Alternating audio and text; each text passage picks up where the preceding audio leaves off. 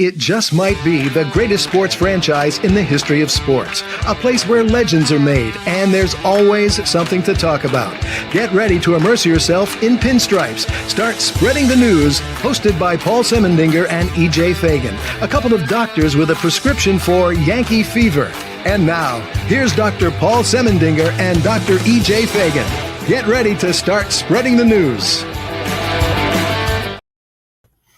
All right, my friends, ladies and gentlemen, welcome to the Start Spreading the News Yankee podcast. We normally come to you live every Monday night at 9 p.m., but today we are coming to you recorded.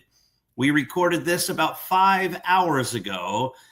Both EJ and I have very busy lives, and we were not available this evening, but we have a lot to talk about with the Yankees coming off being swept by the Florida Marlins. But a quick reminder that this show is brought to you by Artemisia Publishing, a traditional publisher located in the good old United States of America. They publish a plethora of fantastic books in a plethora of different genres. I need to come up with a different word than plethora, but many great books in a ton of different genres, including a lot of books written by yours truly, including the least among them, Roy White's From Compton to the Bronx, 365.2, and Scattering the Ashes. My newest book will be published by Artemisia in February. That's another Yankee book, and we'll have more on that coming in the weeks and months ahead. But let's bring in EJ Fagan. Doctor, how are you today? Doing wonderful, Doctor. I love your house. We were just talking about it. It looks fantastic. You've done a lot of great work out there, and it looks idyllic.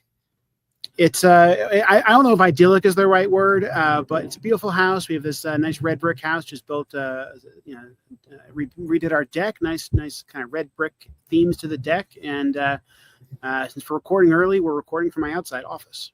Which is beautiful. It's a great place to have an office. So, EJ, I listened to yesterday's Bronx Beat podcast. A great job, as always. And I read your article on Substack today regarding Aaron Boone. And I think here we are in agreement that the time is now. The time is past. It's well past the time for the Yankees to make a move regarding the manager. Do you want to sum up your main points? Yeah. So something I was just doing a little bit of math, and I realized two things yesterday. The first was the Yankees are on pace for an 86 win season, which is not good. Roughly where the Kansas City Royals were last year. They're half game up right now in the playoffs. They're playing the Rangers right now, who they're competing against. It's conceivable that in a couple of days the Yankees are out of the playoffs. And in 2023, the depths of the modern Yankees, the worst team that I've seen, since I was a young child, since I remember, they won 82 games. Now it's a miracle that team won 82 games, frankly, but they won 82 games, which is 4 games worse than they're on pace for right now.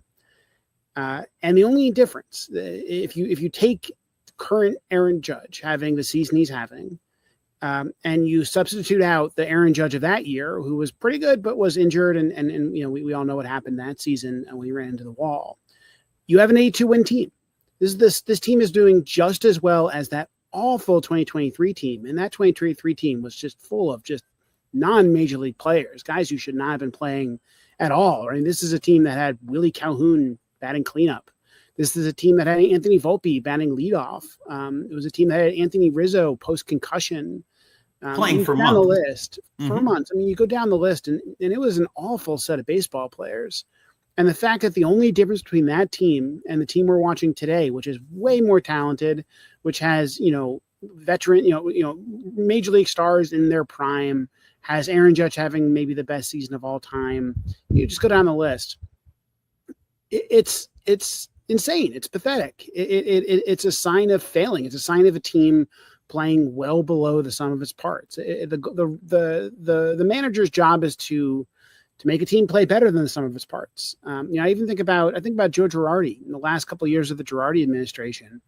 Those were some bad teams. 2015, 2016 Yankees. Those were not fun teams to watch. 2014, even 2013.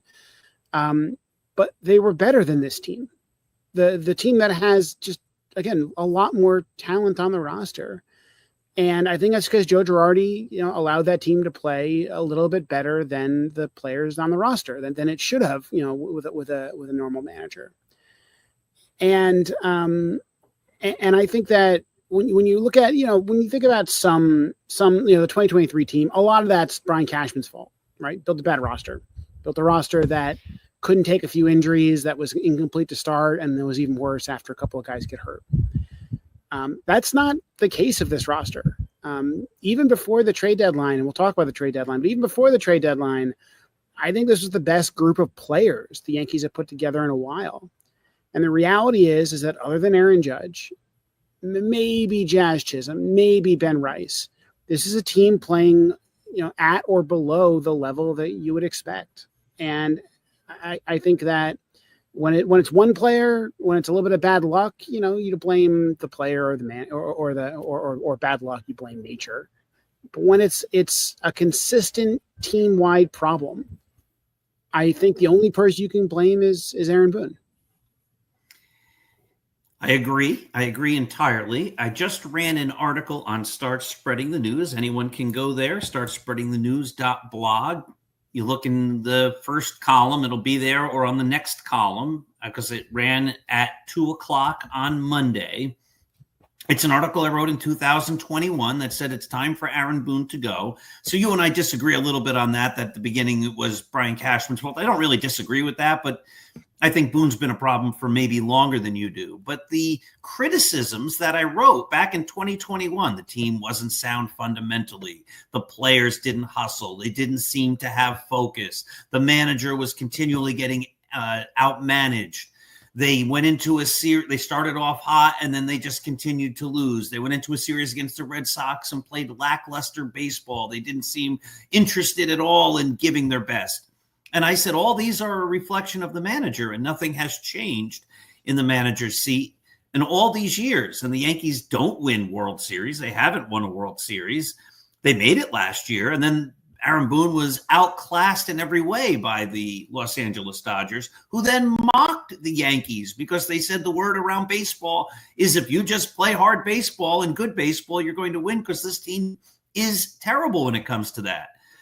Why do you think Aaron Boone still has the job as manager of the Yankees when it seems to be a consensus across everywhere that he's just not up to the position? I don't know. I've been thinking about this a lot. And I think part of it is, I think Hal Steinbrenner is kind of compensating for his father's failures. He's going the exact opposite of his father. George Steinbrenner would fire managers too quickly. He was too hot-headed. He was too unwilling. He was too willing to make changes that weren't necessarily a good change. And I think Hal Steinbrenner's done the exact opposite. He's been prioritizing stability. I also think that one thing that I think is very clear is that Aaron Boone is popular with the players. I've heard a couple of rounds now of kind of the fire Boone sentiment kind of escaping captivity, and then kind of the different people in the baseball media start discussing it, right? So Foul Territory, great YouTube channel, love them. Eric Kratz, former Yankee, and Cameron Maben, former Yankee, were discussing the conversation that John Boy Media had with Aaron Boone that got very heated, where John Boy Media was basically saying like it seems like you guys don't care, you're not playing harder, and Boone responded pretty aggressively. And what they said was, and I've heard this from Michael Kay, I've heard this from other sources over the years, but also this year, is the players love Aaron Boone, that they're willing to come in and play hard for him. They don't want, it doesn't make sense to have an Ozzie Guillen or a kind of a manager who's going to go out and, publicly flog players or whatever. And, if you fire Aaron Boone, you're going to miss him because the players are willing to play hard for him. Okay. So let me just back off on that. I don't see that the players are willing to play hard for him. That's the thing that I have a problem with, right? Like I actually don't doubt that they like him. Right. Like I have never heard a baseball player say a negative word about Aaron Boone. He's a guy who played baseball for a long time, comes from a baseball family. I'm sure is very well respected in baseball very generally. But as a person, and as a baseball guy, right? Like there's baseball guys out there. I think that after a long enough sample, you just have to judge managers by outcomes. And so if the answer is like, well, players are playing better under Aaron Boone, then you keep them. Then that's an argument, right? Even if players are playing at the level of the back of their baseball card, a card under Aaron Boone, I think that makes sense. But just, and I tried to do this in the blog post today. Like, I'm just trying to like create a ledger, right? Like, let's compare expectations versus output, but what actually happened on the field over the last few years. The Yankees have had a lot of veterans on their team, a lot of guys who came in. Yeah, most of them were a little older on the downside of their careers. How'd they do? Anthony Rizzo, DJ LeMahieu, Josh Donaldson, Aaron Hicks, Paul Goldschmidt, Alex Verdugo, Giancarlo Stanton, Marcus Stroman, Carlos Rodon.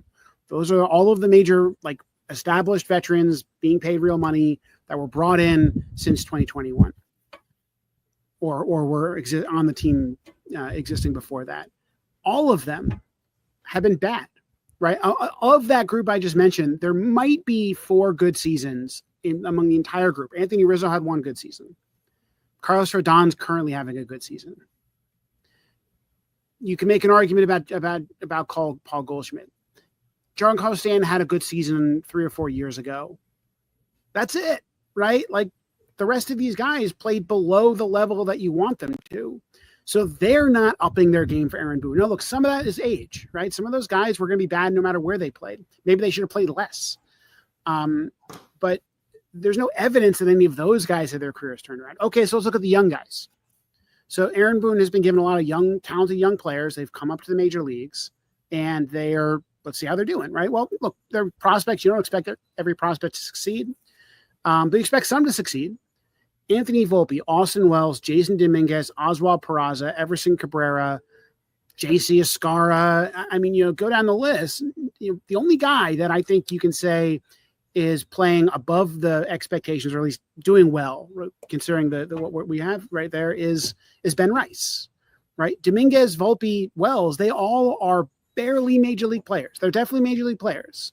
Last year, I'd even say like Volpe and Wells were pretty good major league players, but they're just barely holding on, right? They're not, threatening to make an all-star team or anything like that. Like, they are, if they're lucky, 2 WAR players. 2 WAR is roughly average. And this year, I think Wells and Volpe are both going to come in below that, and Dominguez could come in well below that. Peraza didn't end up being anything. Again, some of these guys you'd expect not to be very good. Maybe Luis Gil wins the Rookie of the Year last year. Maybe you give him credit for that. Fine. Then you look at, okay, who's playing well? Juan Soto had a good year with the Yankees. Jazz Chisholm's currently having a pretty good year with the Yankees. Cody Bellinger's playing right about where he played in 2023. Ben Rice. It's really Aaron Judge and Garrett Cole. Like, those are the 2 guys who have really exceeded expectations. Maybe Max Fried exceeded expectations under Aaron Boone. How much credit do you give him? I don't give him a lot, right? I think everything we know about the Aaron Judge story suggests that this is Judge being a unique person and able to kind of do it himself. Garrett Cole was an ace when he got him. He actually was kind of underperforming a little bit for a few years before he kind of put it all together in 2023, and then he got injured. Injury is probably not Aaron Boone's fault. Pitchers get injured. Relief pitchers, like Clay Holmes or Aroldis Chapman, they were up and down closers for a long time. Luke Weaver became a pretty good closer. Devin Williams is having a bad year. You just keep looking around the list, and there's just not a lot of success. And so there's just no reason to believe that whatever Aaron Boone is doing to make players happy is showing up on the field. Yeah, it doesn't translate. Now, one of the guys, I think it was John, who you had on the Bronx Beat podcast, referenced the game when Jazz Chisholm was mic'd up. It was a national game. Mm-hmm. By the way, I think you and I agree that I hate that. Do you enjoy that when the players are mic'd up? I enjoy it, but I get the problem. Okay. I'd love to mic a guy up in the dugout. I think that'd be fine. I don't want to talk to him in the field while he's playing. While he's playing. That seems distracting, and it didn't end well with Jazz, right? And Jazz isn't the first player for that to happen to. Correct. And Jazz made a comment. This was, I think it was John on your Bronx Beat podcast, who said, Jazz Chisholm said, they said, what do you think about playing for Boone? And he said, well, Aaron Boone's my best friend. And you don't want the players to think that the manager's their best friend. You can respect the manager.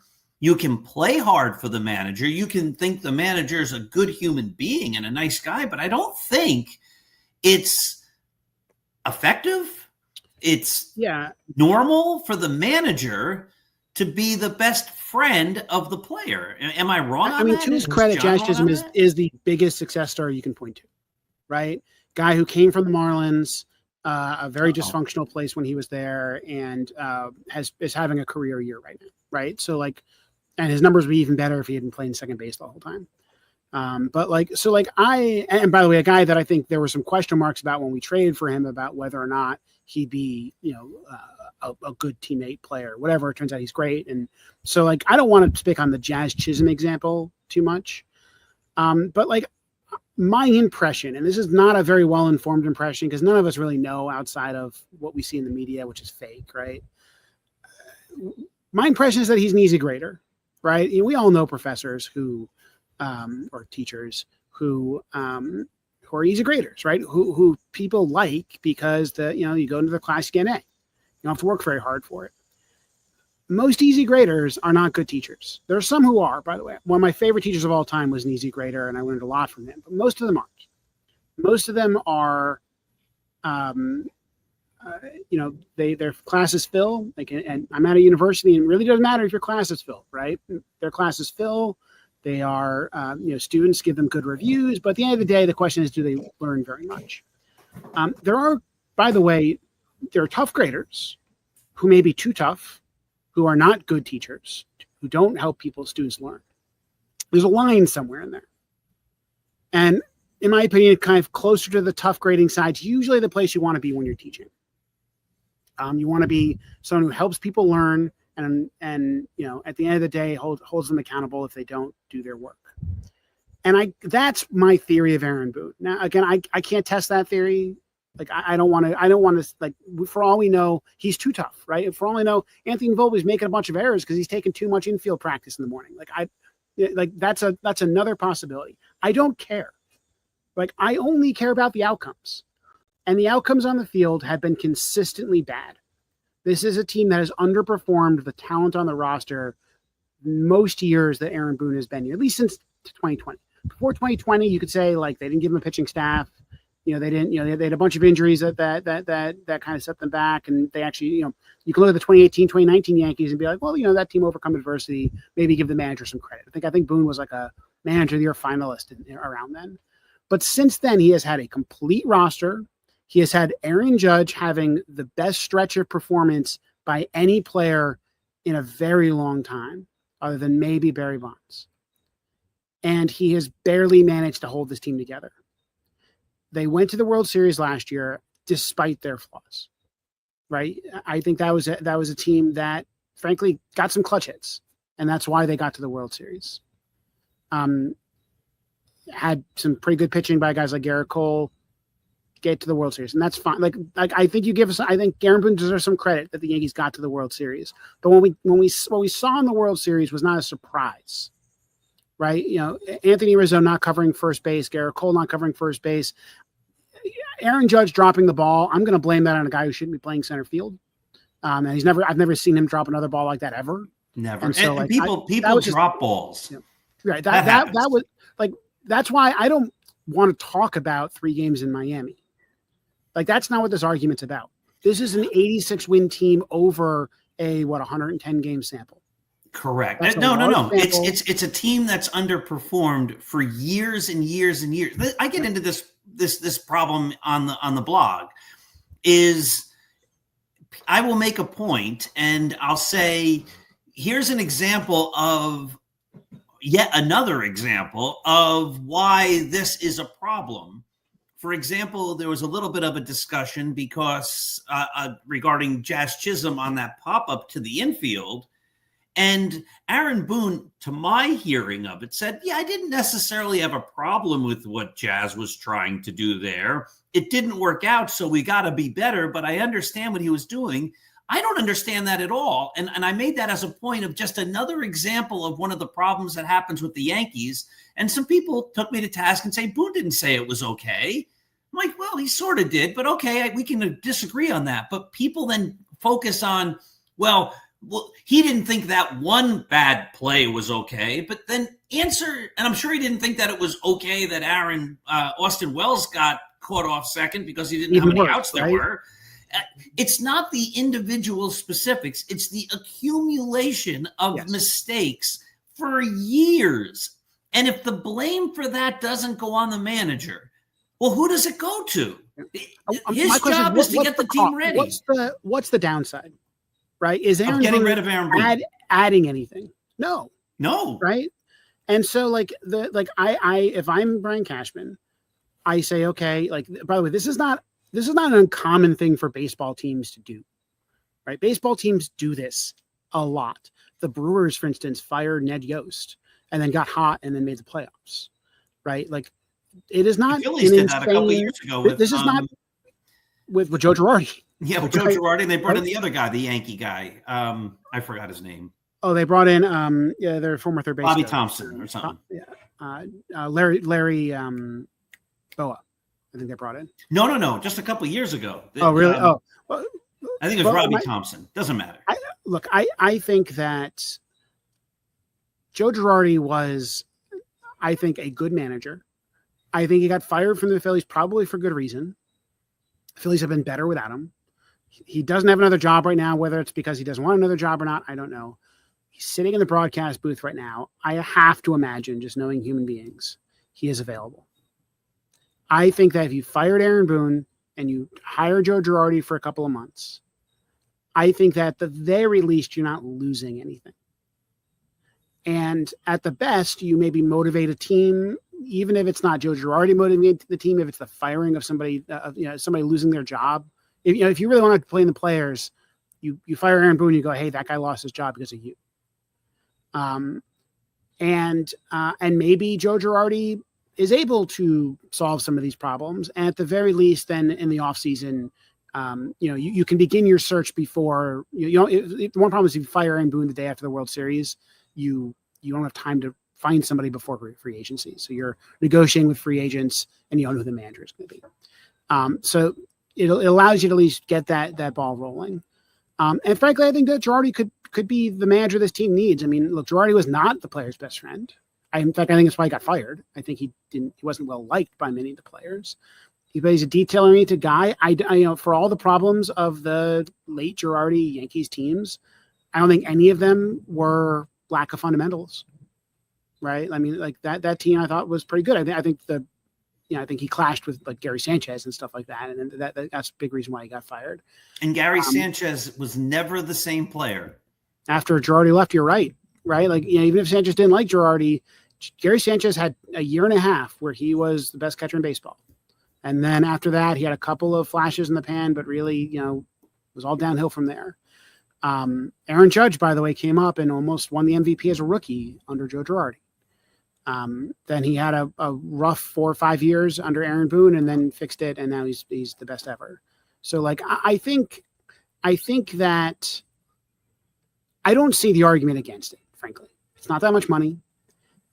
It's not, I don't think that so for example, the Brewers, Craig Counsell for the Brewers I think his contract was up or something like that. And he immediately just goes to the Cubs and signs with the Cubs. And that tells you that the Brewers made a mistake by letting Craig Counsell go, because the second he was available, he went to the Cubs. I don't think that a good team is signing Aaron Boone the day after. They're rushing to get you. I think remember the Cubs ditched their manager to get Boone. Right? They didn't have an opening, right? To get Craig Counsell. I don't think that's happening with Aaron Boone. So I don't think that other teams think that he's that great of a manager. And I don't think that. And so I don't see the argument against it. Will it cause some chaos? Sure. Aaron Boone is a media figure with the New York Yankees. The Yankees have the brand of the New York Yankees. Manager's important to that, right? I mean, Aaron Boone's press conferences are sponsored after the game. Yeah, but whoever it'll be will be sponsored. Exactly. They will get to that point eventually. No, they will be the minute. If I become the manager tomorrow, the post-game conference, the pre-game conference, it'll all be sponsored because it's just an argument and an excuse. I'm just saying that Aaron Boone has a profile like that. I think that's part of this, right? Is that like the manager of the Yankees develops a profile that is larger than the manager of other teams. And I think that partially explains why they have only had 3 managers since I was in elementary school. Which is not how most teams operate. That said, I also think that being the manager of the Yankees is a desirable job, especially because I think that we'll talk about the trade deadline. I think they're in good shape for next year. And so it's not like you're taking over a sinking ship. And so I suspect that they will have their pick of managers like they did after they fired Joe Girardi, if they fire Aaron Boone. The problem is this year, right? And if you the Michael Kay, whenever he does this segment in his radio show, he's done like 4 or 5 of the same talk, right? He goes, well, who's going to be your manager? You'd name him. And my answer is Joe Girardi, right? Like I'm not saying like make Brad Ausmus the manager. I'm not saying find some random dude, right? Bring Derek Jeter in. Joe Madden's out there. I think there's a reason why Joe Madden doesn't have a job. Yeah, if you read his book, the reason is what some people say is the criticism of Boone is that he takes all his, and I don't agree with this entirely, but he takes all of his actions. He does whatever the analytics team or Brian Cashman tell him what to do. Now that can't be possible. There are some people on my site that argue that every single move is made by Brian Cashman or the analytics team. That makes no sense. And when you see plays a couple nights ago when the Caballero makes the error in right field.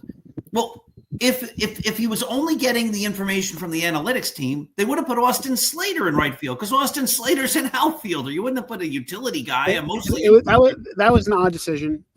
Right. So the idea that the analytics team's making all the decisions. Caballero's a good outfielder. Like that was I think a fluke play by a guy who's. Doesn't matter. You would have still put the outfielder out there. If every decision was made by the analytics team. I think that point is silly. I think it's silly. I just I don't really care about individual names. I know that one guy's available, it's Joe Girardi. And maybe there's some other guys available that I'm not thinking of. Maybe the point with Madden was he said the management was trying to tell me what to do and I wasn't going to put up with it. I know how to run a baseball team. And if you're going to tell me what to do, I'm not going to do it. And so I'm not going to manage. That's why I left the California Angels or whatever they're called now. Yeah, and look, I think a modern manager has to deal with analytics departments. Like that's how every team, but like the bad ones operate. I just to me that's not material right now. Like that's an off-season conversation. Who's available in the off-season? What kind of manager are they? Will they be sufficiently independent? Whatever, right? Right now, the conversation is how do you salvage this season? Because I still think that the roster on the field is the best team I've seen since 2009. And the fact that they're an 86-win team is a travesty that, they are not out of time to correct. That I would agree with that. A good manager could turn the team around. I was convinced yesterday after the sweep by the Marlins that it was over. I never make predictions on the site. I actually put in the comments, I have this hunch. I don't know. Obviously, I was wrong. Unless something happens in the next hour or two, that there'll be a different person managing the Yankees tomorrow night. It seems like it's hit rock bottom. It can't get any worse, and yet they keep waiting for it to get worse. And I thought yesterday was all right, finally, let's cut bait and let's do something. I love your idea of having Joe Girardi come in because, like you say, it's going to be a disciplined team. It's going to be a team that the players are held accountable. They're not going to think the manager is their best friend. They're not going to think that the manager excuses every mistake that they make. They might get benched if they. The nice thing about the trade deadline is you can now bench guys. You have depth on this team. It's hard to bench guys when you have no one to take over for them. But I think Joe Girardi would have benched Jazz for that. I think he would have benched Austin Wells for that. I think he would have some of the Anthony Volpe's moves, right? That was harder a week ago. Because you're talking about Oswald Peraza playing or Vivas playing or something, that's not a good decision. That's not a good place to be. But now it's Austin Slater or Ahmed Rosario or Caballero, real players. I think that maybe we'll see that. I don't know. Something frankly, Aaron Boone hasn't been in a position to have depth for a long time. But I think about Gleyber Torres. What was it last year? Was in a terrible slump, made some bad mistakes, got benched, got talked to on the front step, if you remember that, on the front step of the dugout, and then like was good for the last month and a half. And by the way, is having an incredible season for the Detroit Tigers. So like I wouldn't be shocked to see like some of that correction take place. But I'm with you. Like you got to act eventually, because eventually you bake in wins, and you're playing hot teams, and you're playing the Rangers right now. If you lose 2 of 3 to the Rangers, then all of a sudden you're out of the playoffs. And this is a hot team with a good pitching staff. They can ride that into the playoffs. You have to compete against the Mariners, who've been really good lately. The Astros, who've had a rough week, but also have are a good roster that just got better. The Red Sox, who are coasting, right? Like this is a real problem. And now you're talking about getting into the playoffs. Then you got to play a wild card game, and we don't want to do that. So if you want to win the division, now you really have to get hot soon. So I would act sooner than later if I was Cashman. I think Cashman's biggest weakness as a GM is that he is slow to adjust. He's kind of internalized like the small sample size logic. And as a statistician, I understand when you want to internalize a small sample size logic, when it's like batted ball luck, sure. But we don't have a small sample size in Aaron Boone. And I don't think that you're going to learn more information by waiting 2 weeks. No, in fact, by 2 weeks, your team could be to the point where it's not fixable. Be out of it. Yeah, you could be out of it, and there's just too many teams to climb over to try to get into it, because those teams are also trying to win. They also made some big pickups over the trade deadline, and they would like nothing more than to not have the Yankees in the playoffs. They want to be in the playoffs themselves, so they're not going to roll over. So before we get to the trade deadline, Aaron Judge is supposed to come back tomorrow. Will he? And it seems like he will. Every indication is he will. So I was of the belief, I was worried, I was concerned.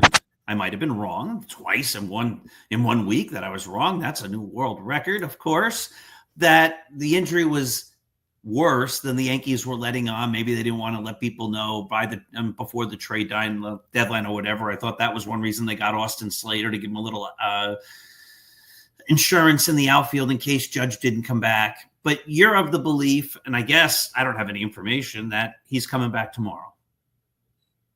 Yeah, that's why everything. I mean, everyone is pointing to, like the Yankees are pointing to, he's coming back as soon as he's eligible. Okay, and he's going to come back. Judge clearly wants to, but he's DH only for at least 2 weeks. All right. So what do you do then with Giancarlo Stanton? I think you bench him. Like I think that Giancarlo Stanton is having a good 3 weeks ish. If you look at the StatCast numbers, he's got an xWOBA of like 370, which is pretty good. Like for one of the better DHs in the league. Visibly, he's hitting the ball hard. That he's doing Stanton stuff, striking out a ton. He started taking some walks when he first came back, a little less more recently. But like he's playing fine. But the thing is that a 3.7 xWOBA is like Judge's worst month in 5 years. So like I think that Judge is so much better than any other hitter in the world that I don't think there's any argument basically for him not playing every single game. It's DH. He can play every game and not tire himself out. Now, Giancarlo Stanton should not be playing right field. Giancarlo Stanton has the slowest sprint speed in the major leagues. He is EJ, I'm going to stop for 1 second. Mm-hmm. I'm just going to go offline. You know what? We're at the beach, and I never plugged my computer in, so I'm just going to go grab the cord. You keep talking about Giancarlo. Sure. So Giancarlo Stanton is the slowest runner in the major leagues other than like 2 catchers. He would be by far the slowest outfielder. He has a 24 or right a little bit under 24 per second feet per second sprint speed. Juan Soto is the 3rd slowest right fielder in the game, and he has a 26 feet per second sprint speed. Juan Soto is essentially closer to Anthony Volpe in sprint speed than he is to Giancarlo Stanton. That is how slow Giancarlo Stanton is. I don't care if it's right field in Yankee Stadium, left field in Fenway Park. He is a defensive liability, and anything you get out of his bat, you lose because he can't run. The Yankees have outfielders. They have Trent Grisham, Cody Bellinger, Jason Dominguez. They can field a very competitive outfield without having to put Aaron Judge in there. In fact, all those guys are probably better options than Aaron Judge. especially because like your problem is against lefties, not against righties. You have Austin Slater you can put in there. Like it makes no sense to play Giancarlo Stanton in the outfield right now. And I think that means he's a bench player. And look, will he pinch hit once per game? Sure. I mean, maybe if he does it every single game, he'll get good at it. I mean, he's actually, I think, gotten some good pinch hits this year. Yeah, for the first time ever in his career. Yeah. He's never been a good pinch hitter. Like, I don't think you can get away with like fake ILing him. That's what I would do if I could. But I think that other than Aaron Judge taking a rest every once in a while, which I don't think he needs as a DH, I just see no justification to put him out there. And Aaron Judge is just better than this. Isn't Stanton's fault. Stanton's having a good couple of weeks, and the numbers are good in the season. Though the expected numbers aren't as are a little worse. They're not Aaron Judge. Like I don't care if it's Giancarlo Stanton can put up an 850 OPS, right? Aaron Judge has been slumping with a 1.1 OPS. Like that's just not like we're talking different leagues here. So if Aaron Judge can come back and play the outfield, this is going to be something that obviously helps the Yankees. If he can come back just as the DH, it helps a little more than obviously even Stanton, as you're noting, at his best here. And I don't think anybody really expects Stanton to really sustain it. So, I mean, that's a roster spot. You're not going to cut Giancarlo Stanton, but boy, oh boy, to have a guy who's all he can do is hit, really mostly against left-handed pitching is where he's best. That's a tough guy to have on the roster just sitting on the bench, not doing much. Yeah, and let's talk about, someone's got to go down when you bring Judge back up on Tuesday. And the Yankees really don't have a lot of options. It's interesting. I mean, they knew this when they at the trade deadline. And they have the same roster crunch they had then. The guys with options right now, guys you can send down: Jose Caballero, Anthony Volpe, Jason Dominguez, Austin Wells, Ben Rice, some pitchers. It's not going to be Ben Rice because you need two catchers. You'd have to call up JC Escarra if you sent him down, so that can't happen. Is it going to be Anthony Volpe? I have trouble seeing it, though we can talk about it. Jose Caballero, you just traded for. I don't think you're sending him down now. That doesn't make a lot of sense. I would hate it to be Jason Dominguez, because then now you're talking about having only three outfielders on the team who can play outfield, because now you're talking about Austin Slater essentially playing every day.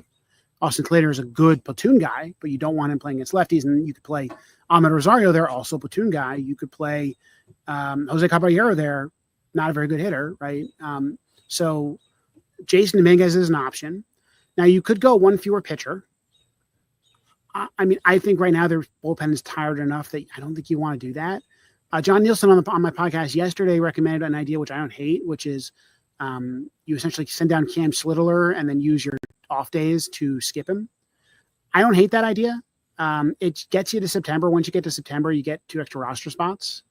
Hopefully Judge can play the outfield by then. But there's just not really a lot of other options. Again, you can send down Jake Bird or Brent Hedrick or someone like that. But that really is robbing Peter to pay Paul. I think the stealth option, which we can talk about, is sending down Volpe. All right, so I'm going to read you something that I wrote. This was on Start Spreading the News earlier Monday. It was my 10 o'clock article. And I'm saying that the players that Brian Cashman got, he did a good job, I think, with the bullpen. But I think most teams that are managed well can figure out, and the Yankees have, even in the Boone era, figured out how to make a bullpen work, even if they don't have the greatest of arms. You bring guys up, you bring guys down. It's been a little rough for the Yankees recently, though. It has been. They need help. It's been a disaster this year. But I think bullpens can be fixed, and I think he brought in some good names and some good arms and all that. And he got some injured guys coming back soon, too, which will help, too. Correct. At least everybody's all excited about Mark Leiter Jr., which I don't get because he hasn't been good last year. He wasn't good this year, and so I don't have any sense that he's going to be very good. But I wrote this in regard to the players, and just bear with me. It's a couple of quick paragraphs. Ryan McMahon has never once had an OPS of even 100. He's a quality defensive third baseman. He's not in any way a league average hitter. He's never been a league average hitter. Austin Slater's not had a league average OPS plus since 2023. He is a player teams seem to love to acquire, then quickly part ways with. I don't know why, but since being traded by the Giants just last year, he's now played for the Reds, Orioles, White Sox, and Yankees. This isn't necessarily a player teams are working hard to keep. And note, he's having a difficult time sticking with second division clubs. His OPS lifetime is 101. At best, he's a league average hitter, but he hasn't been that, quote, good in a few seasons. Ahmad Rosario is another guy that teams seem to acquire and then quickly move on from. He's played for the Mets, Guardians, Dodgers, Rays, Nationals, Reds, and now the Yankees. His lifetime OPS plus is 95. For his career, he's not a league average hitter. And then Jose Caballero is a guy who steals a lot of bases. He can play shortstop. He can't hit. His lifetime OPS plus is 84. He seems to have brought in a pinch runner in to play shortstop to give Anthony Volpe a rest, but based on his approach, it does not seem that Aaron Boone likes to ever give Anthony Volpe a rest. So the Yankees got a pinch runner. Wasn't Anthony Volpe supposed to be that great base runner? So, you know what?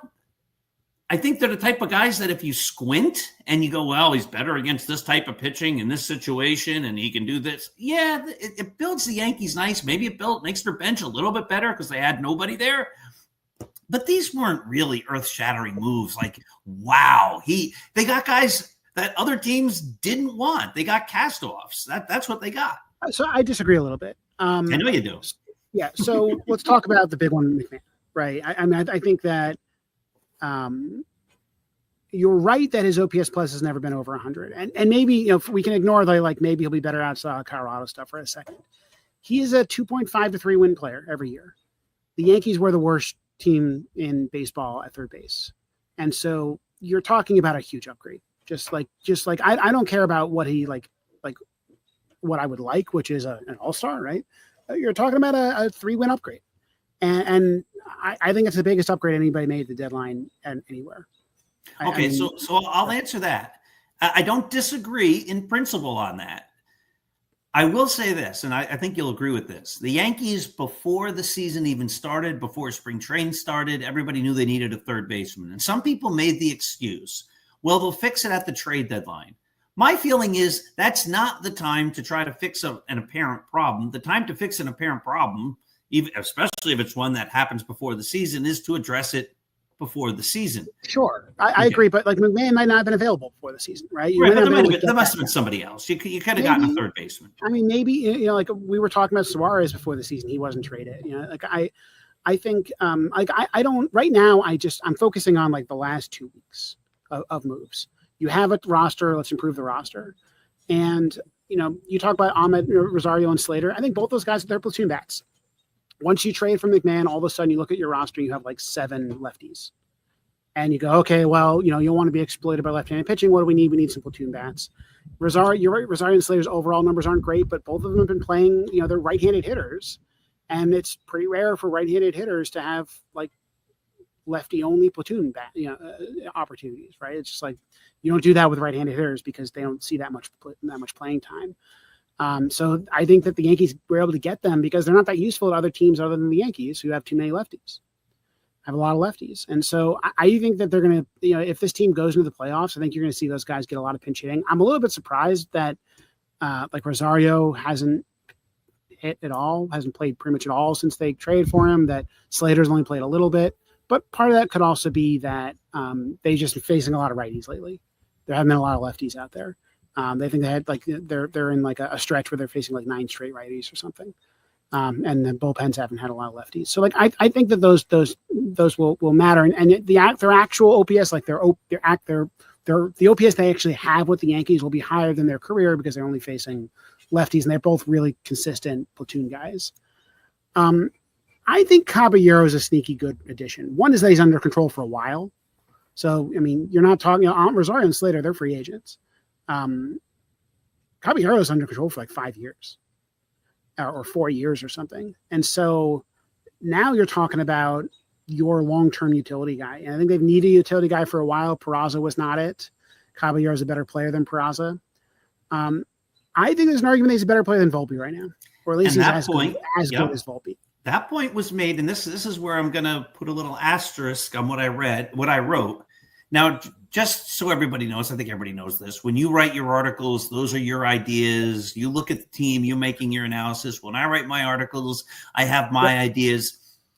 After writing that article, I listened to the Bronx Beat podcast, and I think it was you who made the point that Caballero's on base percentage is actually higher. It might have been one of your guests than Volpe's. No, my co-hosts disagreed. Actually, they were like, I think we should play Volpe. No, but I think somebody pointed out that I think Dominic mentioned that. Yeah, that his OPP is higher.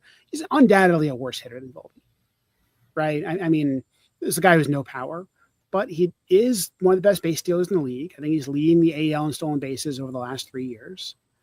He's a better defender than Volpe is right now. Maybe not as good as Volpe could be. Last year, I think Volpe was just an excellent defender. And so, I don't think Caballero's ceiling is that high, but he grades out at almost every position well above average. Shortstop being maybe his best. And, you count for the stolen bases, you count for kind of the pest factor. Like, I think, their wins above replacement is basically the same this year. I think they're pretty similar players.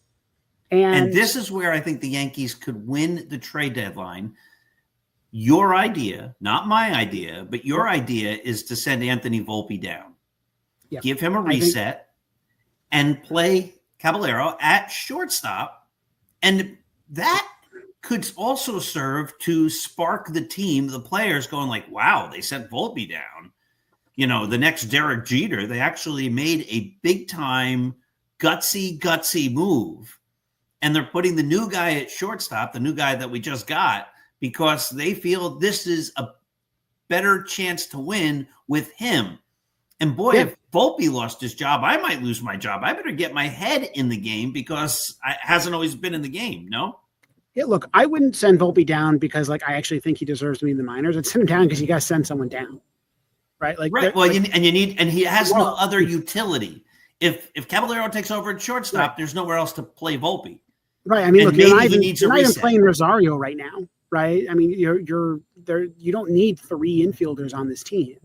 In the playoffs, then Caballero, I actually think is an interesting bench player in the playoffs. I think getting Volpe right, the ceiling is way higher than Caballero, right? Like, I think Volpe has the talent to be a better player than this.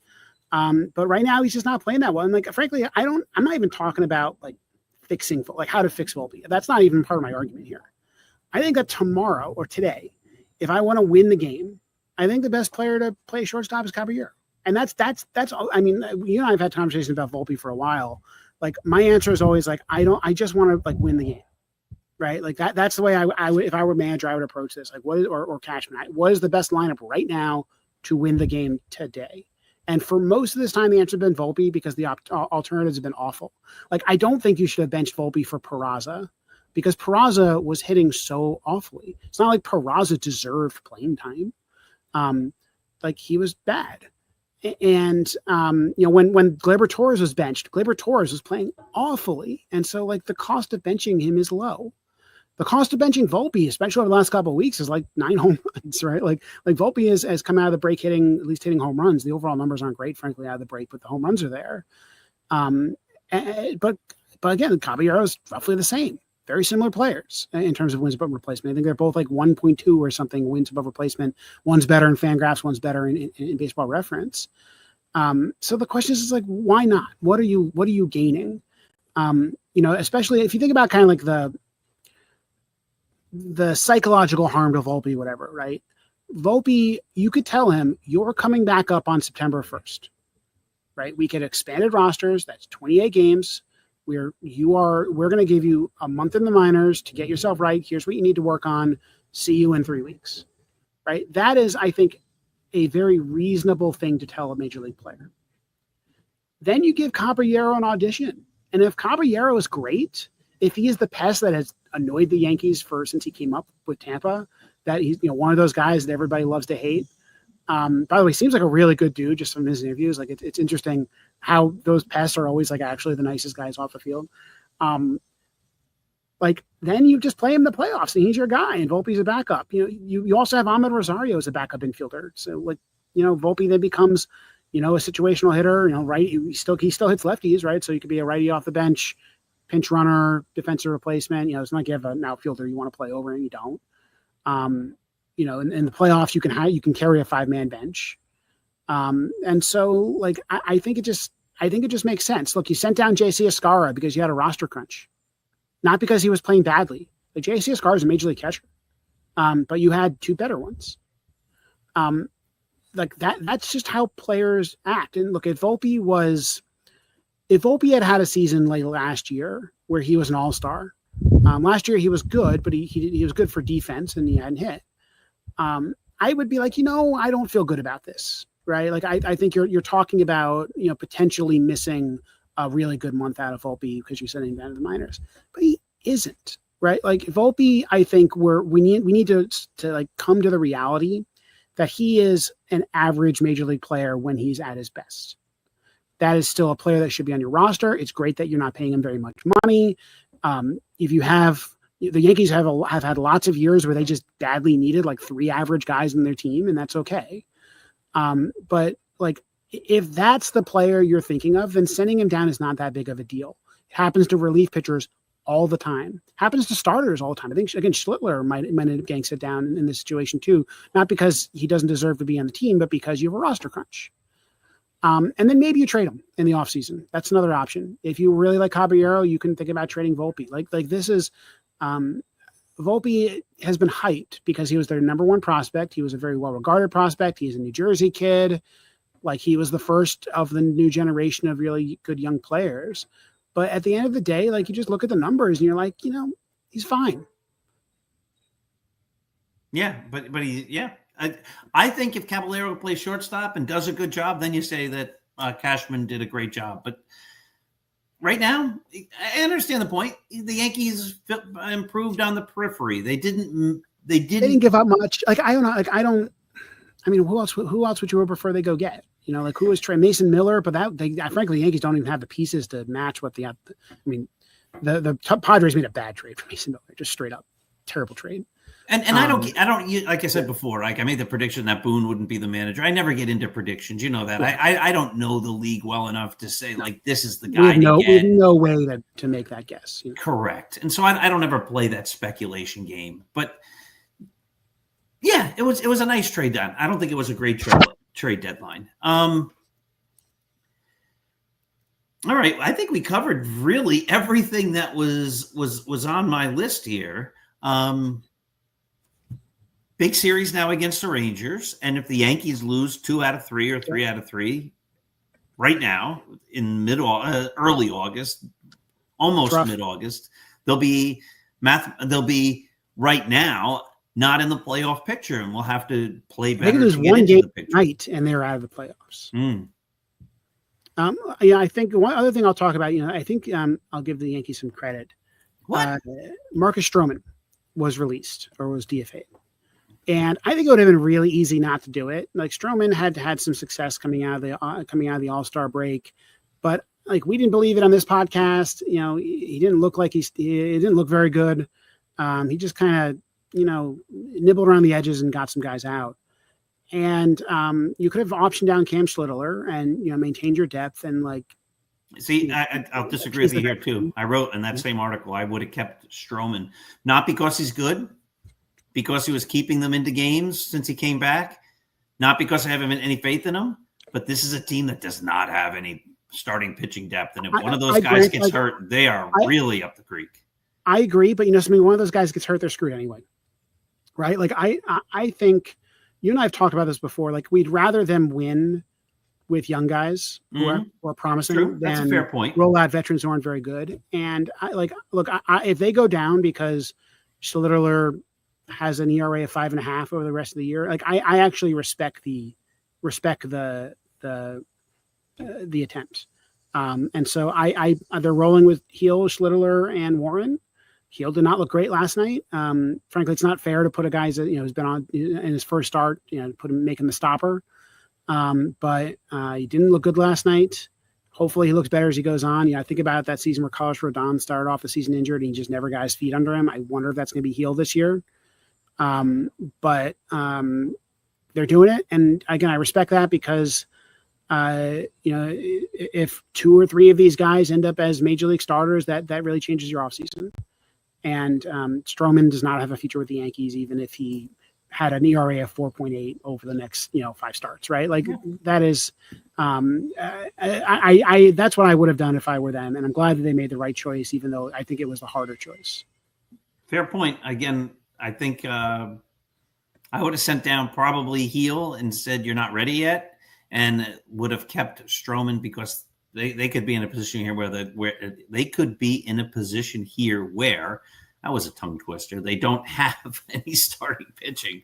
I mean, they have some guys at AAA that could like do it. No, Winans or something like Brandon Beck could do it. Like there's like it's not. Also, frankly, you could call some of the AA guys up at this point. Yeah, but that's just scary. I mean, at least Marcus Stroman's not a very good major league pitcher, but he's a major league pitcher, and he was getting outs. If Fried or Rodon goes down, like it's over. Oh, that's true. I wasn't talking top of the rotation. I was just talking we might need a starting pitcher. Warren and Schluter have been very healthy pitchers over their careers. Heel is just getting back. Like I think it's okay, frankly. Like Yarborough's coming back soon. So like I would rather lose with the upside. Yeah, and I think it's where Schluter, early Clark Schmidt struggles a little bit, figures it out, and by the playoffs he's a real weapon. Oh, I agree with that part of the philosophy. I think we've seen that. I think Warren's gone through that evolution too, where he still has this problem where every fifth start he blows up, but when he's on, Warren looks great. And so I wonder if hopefully those two guys can kind of become your fourth and fifth starters next year, right? That's the goal, and then that changes your off season. And frankly, if they're really bad, that also changes your off season. You can make some decisions. Good points. All right, great job, EJ. We'll be live next Monday, 9 p.m. This again was recorded about 4 or 5 hours ago. Ladies and gentlemen, thank you for watching the Start Spreading the News podcast. Have yourself a happy Monday, and let's go.